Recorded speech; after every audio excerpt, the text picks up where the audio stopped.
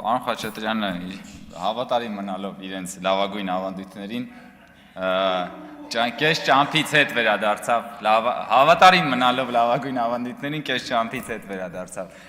Պարոն Խաչատրյան, խնդրեմը հետո դուք շատ լավ հասկանում եք, հիանալի հասկանում եք, հիմա դուք ինչ եք անում։ Դուք հիմա խաչակրած արշավանք եք իրականացնում տրամաբանության դեմ։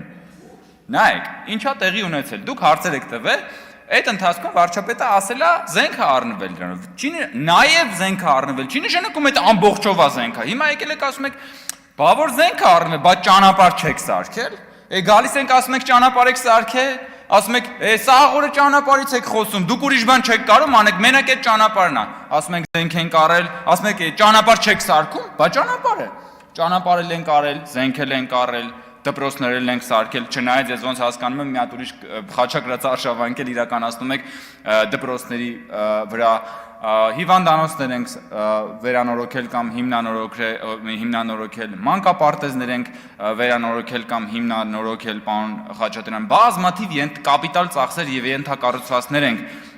կառուցել, որոնք որ ունենալու են տնտեսական մուլտիպլիկատիվ էֆեկտ։ Ես էլ ձեզ որպես տնտեսագետ մուլտիպլիկատիվ էֆեկտից գոհ եք, թե գոհ չեք, իհարկե երբեք չեք գալու ասեք, որ գոհ եք։ Բայց այդ ամեն ինչը վերջին հաշվով ներդրում է խաղաղության մեջ, պարոն Խաչատրյան։ Այդ ամեն ինչը վերջին հաշվով ներդրում է խաղաղության մեջ, որովհետև եթե մենք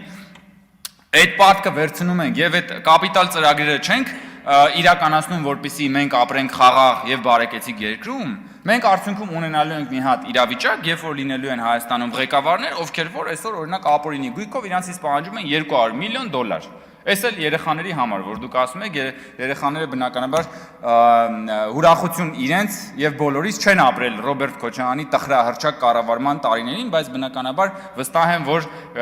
կտեղեկանան դրա մասին։ Շնորհակալություն։ Եթե ելի կարիք լինի, պարոն Խաչատրյան, ես պատրաստ եմ այսօր անընդհատ մոտենալ ամբիոնի եւ անընդհատ այս թեմայով խոսալ։ Հավանիր տեսանյութը եւ բաժանորդագրվիչ նորությունները բաց չթողնելու համար։